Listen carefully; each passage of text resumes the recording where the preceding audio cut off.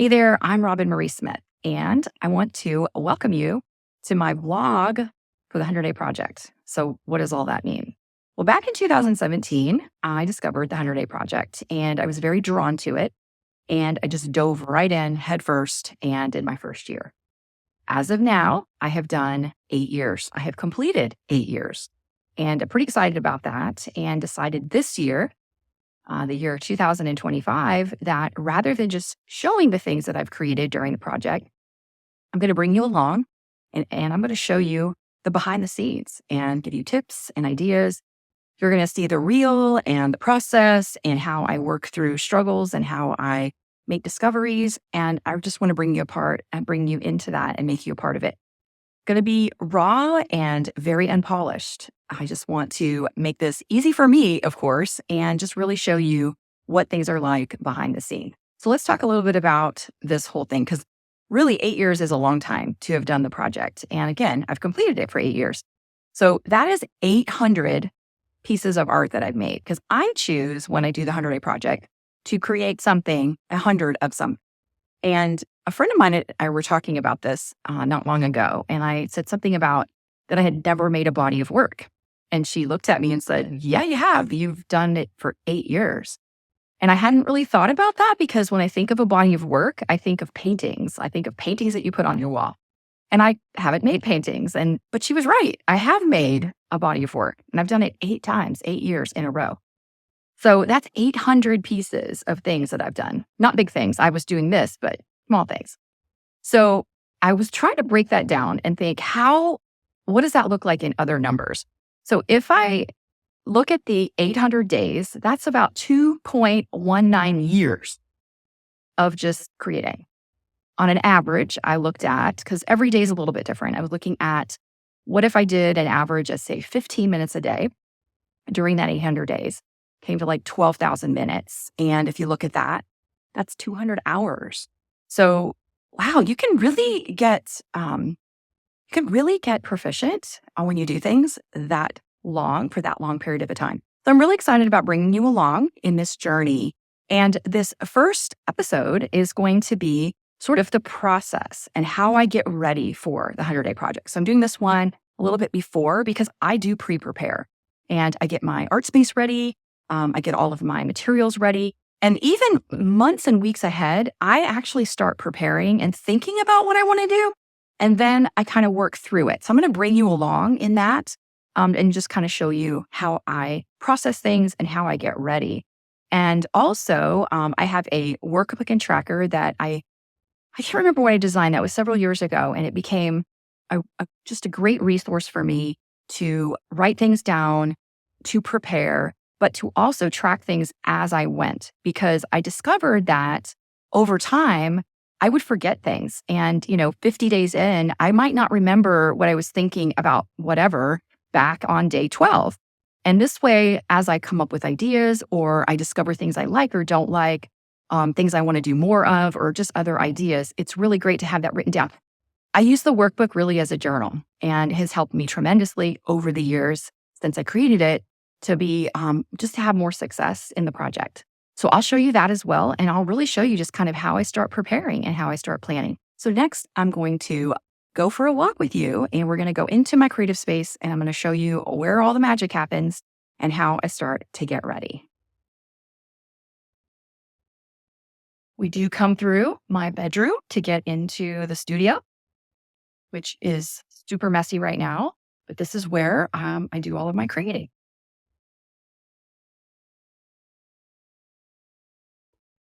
So the workbook and tracker helps me not only in the planning, but it also helps me as I go through the project to document and journal things that are happening. What I like to start out with is really the question, what do I want to do? What's my goal? So for 2025, my goal is to produce. There's play, practice, and produce. I want to have 100 of something done by the time the 100 Day Project is over. And so that's my goal. And then questions like, what mediums am I interested in exploring? What do I want to accomplish during the 100 days? As I mentioned, I want to have 100 of these tangible things. And then lastly, what are my goals as far as Instagram? Do I plan on posting on Instagram every day? Or do I want a different schedule? And early days, early years, I did post every day. Last year was the first year I did not do that. I posted more of recaps. Every now and then I would post something every day, but for the most part, I just did recaps.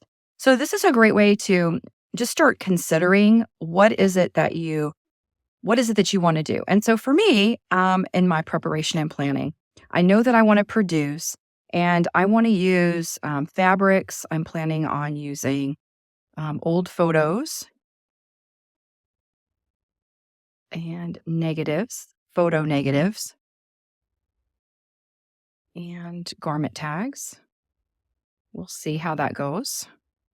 And then there may be some other things added in, but this just kind of helps me focus as I go through and prepare. Now, I really start thinking about the 100-day project really early. So I have an idea of what I want to accomplish and what I want to do.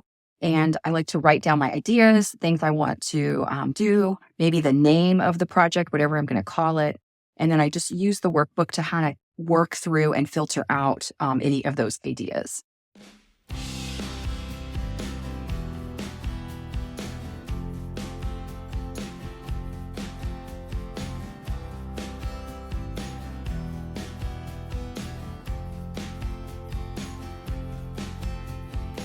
All right, I am a super fan of the 100-day project, but I have some tips and ideas and things that have worked for me over the years that I want to share.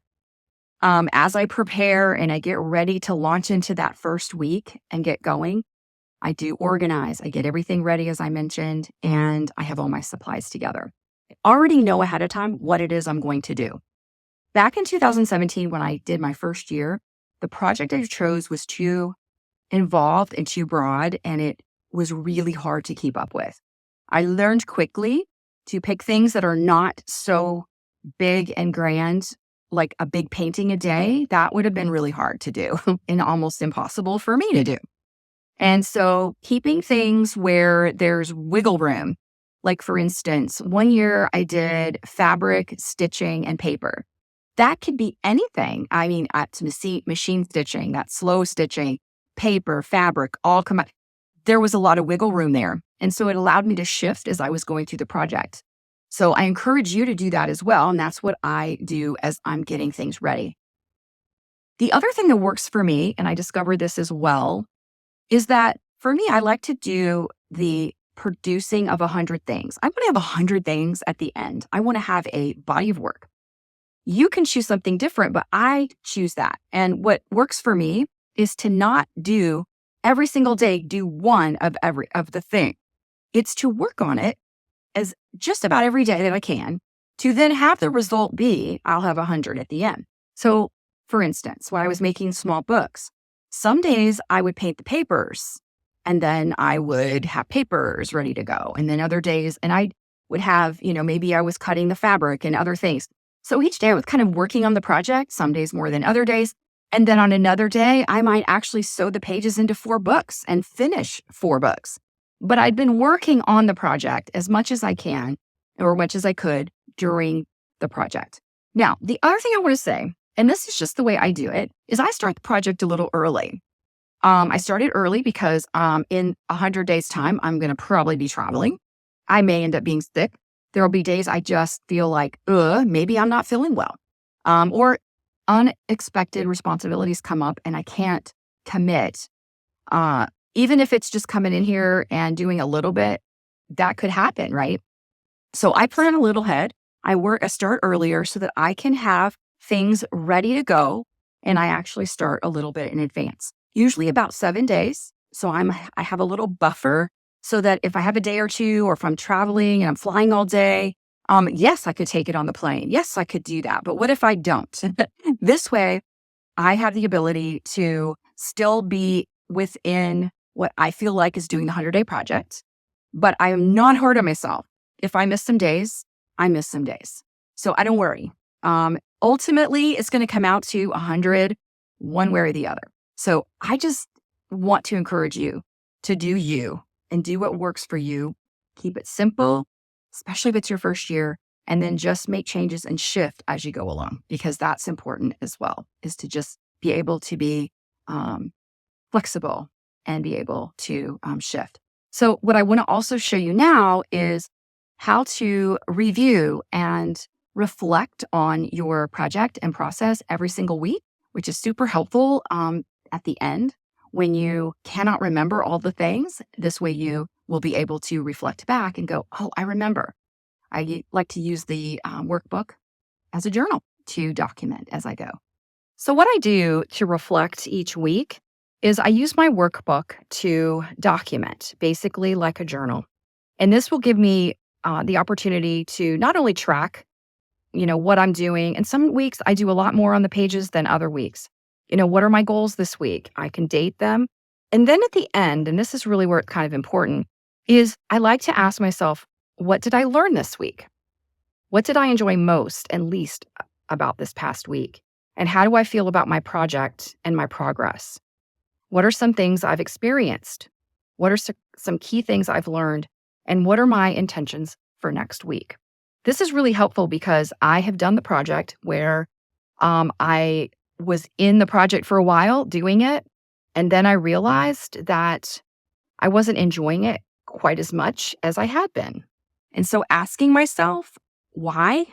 What is it that I'm not enjoying? What is it that how do I feel about this? It really helped me to see the progression as I was going between, hey, I'm super excited. I love this project. I love what I'm doing, to then getting to the point where it was like, you know what? I'm not really enjoying it as much as I was in the beginning. What is it that I'm experiencing?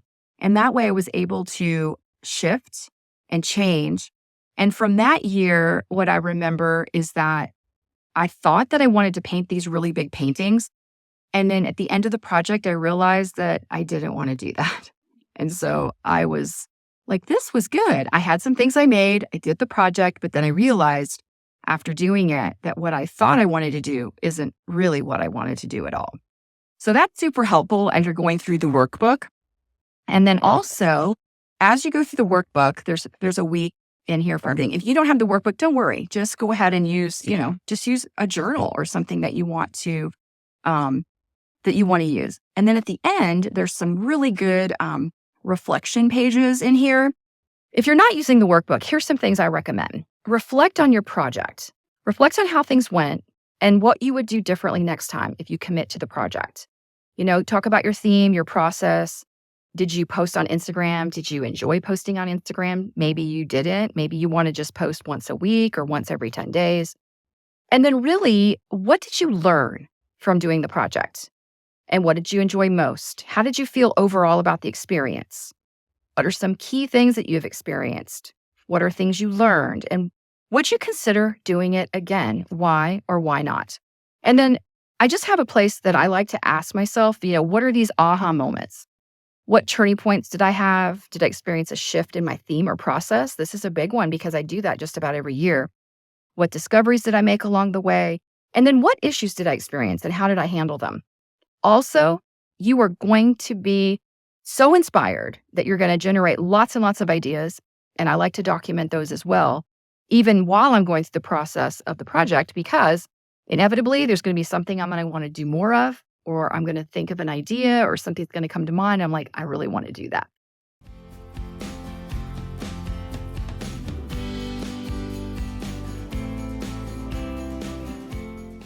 All right, let's take a look at some of the supplies I'll be using for my project this year. I will definitely be using fabrics of all different sorts, some colored, neutrals. So I'm just going through my stash just to pick out and organize them. So I'll organize them by color often. Size is good because then I know if I need something little, I can just pull from the little fabric bit basket.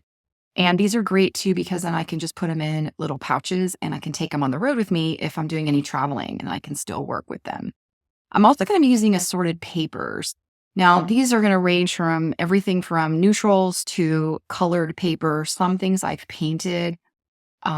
If I want to use them for a base, I like to have a stash of those available to me. So I'm not using my entire stash. I'm just kind of going through what I have and then I'll pull from that. I also am going to be using some canvas that I have torn from some old paintings. So I've got some of those in here as well.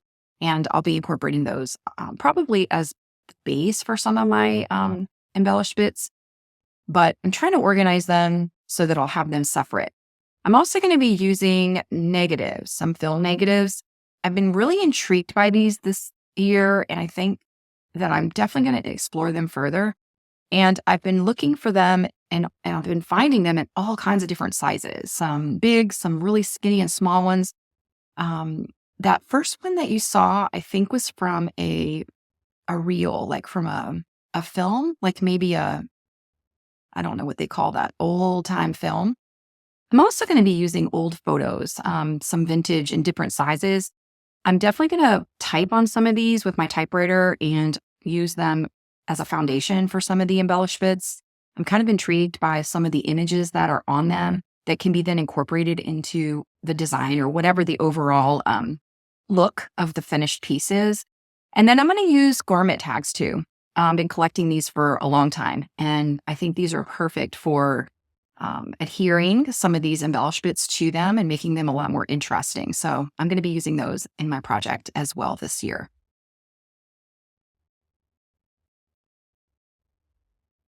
Now here's a peek at what I'll be doing. I'm calling my project this year 100 Days of Embellished Bits. Not embellishments, but embellished bit. And I'm going to leave lots of room for flexibility, but my plan is to use a collection of old photos, lace, fabric, photo negatives when they work, stitching, some bits of old canvas torn from some paintings, really just all kinds of little things that I feel like will work, but enough that I can be flexible if I decide to make them smaller or bigger or however I want to transition them. And I thought it would be kind of fun to find different ways to use them. So, maybe it's taking an old garment tag that you get when you buy clothing and, maybe it's mounting it onto that where then it can hang, which would be really cool. It could be a neat little ornament. Could hang them in your studio. So I'm just going to be flexible and open to all the possibilities, but this is what I'm going to be doing in 2025. That's it for prep week. My space is set, my supplies are ready, and I cannot wait to dive into this 100-day creative journey. The next 100 days aren't about making perfect work. They're about showing up, experimenting, and trusting in the process. Are you joining the challenge? Let me know in the comments what you'll be creating. And if you haven't already, hit subscribe so you don't miss a single update. I'll see you in the next video, 100 days. Here we go.